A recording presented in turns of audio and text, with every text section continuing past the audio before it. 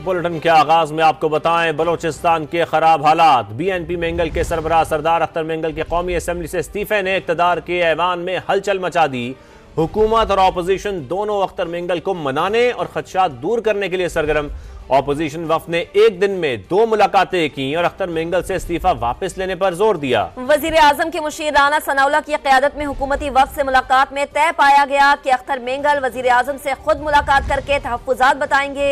बलोचिस्तान के मसले पर जल्द पार्लिमानी जमातों के सरबराहान का इजलास बुलाया जाएगा। हुकूमत की दरख्वास्त पर स्पीकर ने अख्तर मेंगल के इस्तीफे पर कार्रवाई तो फिलहाल रोक दी है, लेकिन अख्तर मेंगल अब तक इस्तीफा वापस लेने से साफ इनकारी हैं। उनका शिकवा है कि हुकूमत मौसर इक़दाम नहीं कर रही। उस्मान खान रिपोर्ट करेंगे।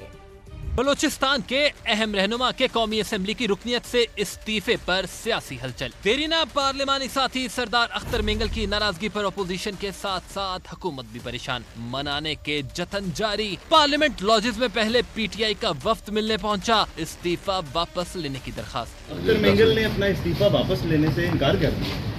हाँ, बस सबने तो रिक्वेस्ट कर दी है। सरदार अख्तर मेंगल का इस्तीफा वापस लेने से इनकार। कहा बलूचिस्तान के हालात खराब हैं और हुकूमत मौसर इकदाम कर ही नहीं रही। बरा बीएनपी से मुस्लिम लीग नून, पीपल्स पार्टी, एमक्यूएम, जेयूआई और बलूचिस्तान अवामी पार्टी के रहनुमाओं के वफ्द ने भी बैठक लगाई। वजीर आजम शहबाज शरीफ का पैगाम पहुँचाया। फैसले पर नजर सानी की इस्तदा। वफ्द के सरबराह राना सनाउल्लाह ने अख्तर मेंगल को पार्लियामान में सूबे की तवाना आवाज करार दिया। उम्मीद जाहिर की कि अख्तर मेंगल मान जाएंगे। हमारी रिव्यू पिटीशन को उन्होंने रजिस्टर्ड कर लिया है। अब उसके ऊपर आर्गूमेंट्स होंगे और हमें पूरी उम्मीद है कि हमारी पिटीशन जो है वो एक्सेप्ट होगी। हमने एक बड़े अच्छे अंदाज में आज गुफ्तगू की है, जिसमें आने वाले दिनों में इंशाल्लाह उम्मीद है कि उसके नतायज भी सामने आएंगे। जराये के मुताबिक मुलाकात में तय पाया बलूचिस्तान के मसले पर जल्द ही पार्लिमानी पार्टियों के सरबराहों का इजलास बुलाएंगे, जिसमें बलूचिस्तान का मसला सरे फहरिस्त होगा। ये फैसला भी हुआ कि वजीर आजम से मुलाकात करके अख्तर मेंगल खुद अपने तहफ़्फ़ुज़ात सामने रखेंगे। जराये के मुताबिक अख्तर मेंगल ने इस्तीफा वापस लेने के हवाले से पार्टी से मुशावरत का इंदिया भी दे दिया। दूसरी जानिब हुकूमत की दरखास्त पर स्पीकर कौमी असम्बली ने अख्तर मेंगल के इस्तीफे पर मजीद कार्रवाई फिलहाल रोक दी। सियासी जमातों ने कायल करने की कोशिश की, लेकिन मैंने इन्हें कायल कर लिया। अख्तर मेंगल ने साफ कह दिया कि फिलहाल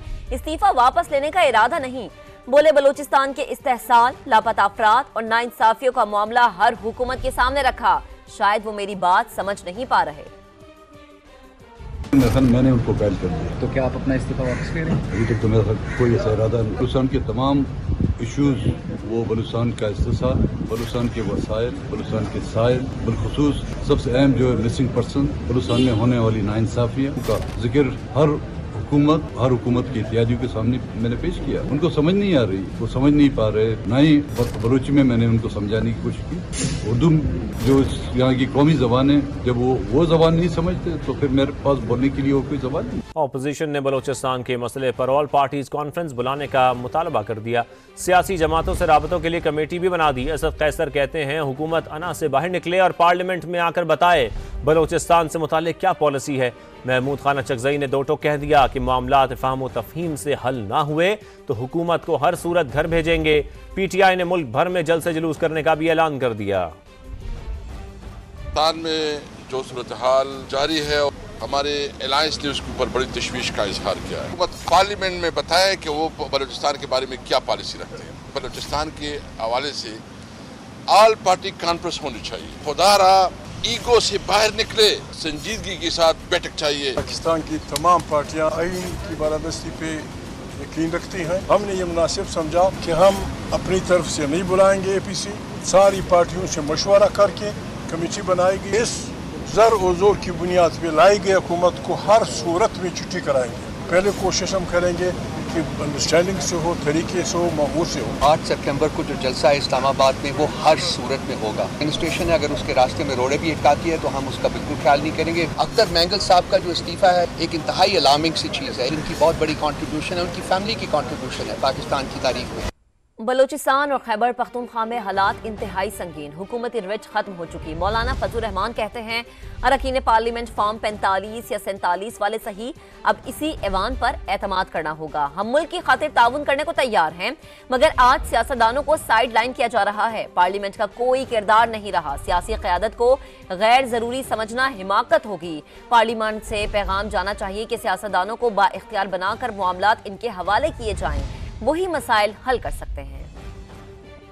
बलूचिस्तान और खैबर पख्तूनख्वा में हुकूमती रेट खत्म हो चुकी है। इन सारे मामलात को सियासी लोग ही तय कर सकते हैं। पार्लियामेंट को, सियासी जमातों को, सियासी कायदीन को मुल्क के लिए गैर जरूरी समझना, इससे बड़ी हमाकत और दुनिया में और नहीं हो सकती। आज सियासी लोगों की अहमियत खत्म की जा रही है। सीनियर सियासी क़यादत को साइडलाइन किया जा रहा है। हम मायूस हो चुके हैं। हम किधर जाएं? कोई रोल नहीं रहा है पार्लियामेंट का। तभी तो अख्तर जान मेंगल ने इस्तीफा दे दिया कि फिर ऐसे ऐवान में मैं कैसे बैठूंगा। सियासतदानों को बाइख्तियार बनाओ, सियासतदानों को मामलात हवाले करें। क्या हमारी हुकूमत के पास इख्तियार है कि वो खुद फैसला कर सके? अपोजिशन को एतमाद में लेकर पार्लियामान खुद उसके लिए कोई इक़दाम करे, मुज़ाकरात करे। बड़ी खुद एतमादी के साथ हमें कदम उठाना चाहिए। अगर मुल्क को हमारी ज़रूरत पड़ती है तो अपने वतन अजीज़ की चप्पे चप्पे के लिए हमारी खिदमत हाजिर है। मैं अब भी यकीन रखता हूँ पार्लियामेंट से दरख्वास्त की जाए कि वो आगे बढ़े, बलूचिस्तान में जाकर बात करें लोगों के साथ, तो सूरत हाल को दोबारा वापस अपने हाल पर लाया जा सकता है। आपकी तरफ से वाज़ेह हिदायत जानी चाहिए। ऐवान मुस्तरब है, मुल्क के लिए परेशान है और ऐवान पर एतमाद किया जाए। हम जैसे कैसे भी हैं, फॉर्म 47 के हैं या 45 के हैं, लेकिन अब इस ऐवान में हम बैठे हुए हैं। डिजोर न सही, डिफेक्टो सही, लेकिन इन्हीं से आपने काम लेना होगा। हम इदारों के इस्तेमाल के लिए यहाँ नहीं बैठे हुए, हम आज़ादी से मुल्क और कौम की खिदमत करने के लिए बैठे हुए हैं। होश के नाखून लें, अख्तर मेंगल के इस्तीफे को हल्का ना लें। ऑपोजिशन लीडर उमर अयूब ने बलूचिस्तान के मामले पर पार्लिमानी कमेटी बनाने का मुतालबा कर दिया। कहा अलमिया ये है कि वफाकी हुकूमत बेख्तियार है, कहीं और से डिक्टेशन लेती है। एक स्पेशल कमेटी बनाए, एक टीम बनाए, इस हाउस के दोनों तरफ से जाके बलूचिस्तान में वो लोगों के पास जाके बैठे। फेडरल गवर्नमेंट कहती है नहीं जी हमने बात नहीं करना, तो फेडरेशन कैसे चलेगी? यही तो अलमिया है कि डायरेक्शन और डिक्टेशन कहीं और से ले रही है। इनके हाथ में तो कुछ नहीं। ये तो अपना नायब कासिर बदले तो बहुत बड़ी बात है। ये PMLN वालों को, पीपल्स पार्टी को, ये MQM को, सारों को होश के नाखून ले। यहाँ पे जो हालात बन रहे हैं, आपका एक ऑनरेबल मेंबर पार्लियामेंट सरदार अख्तर मेंगल साहब जो जिस वजह से रेजिग्नेशन दे रहे हैं, उसको लाइटली ना ले। 9 मई इधर से आवाज उधर से आवाज। 9 मई, भाई 9 मई की वीडियो तो लाओ, उसी CCTV फुटेज सामने लाओ। दूध का दूध, पानी का पानी होना क्यों नहीं लाते? एक स्पेशल कमेटी बनाए, एक टीम बनाए, इस हाउस के दोनों तरफ से जाके बलूचिस्तान में वो लोगों के पास जाके बैठे। फेडरल गवर्नमेंट कहती है नहीं जी हमने बात नहीं करना, तो फेडरेशन कैसे चलेगी? यही तो अलमिया है कि डायरेक्शन और डिक्टेशन कहीं और से ले रही है। इनके हाथ में तो कुछ नहीं। ये तो अपना नायब कासिर बदले तो बहुत बड़ी बात है। ये PMLN वालों को, पीपल्स पार्टी को, ये MQM को, सारों को होश के नाखून ले। यहाँ पे जो हालात बन रहे हैं, आपका एक ऑनरेबल मेंबर पार्लियामेंट सरदार अख्तर मेंगल साहब जो जिस वजह से रेजिग्नेशन दे रहे हैं, उसको लाइटली ना ले। 9 मई इधर से आवाज उधर से आवाज। 9 मई, भाई 9 मई की वीडियो तो लाओ, उसी CCTV फुटेज सामने लाओ। दूध का दूध, पानी का पानी होना क्यों नहीं लाते?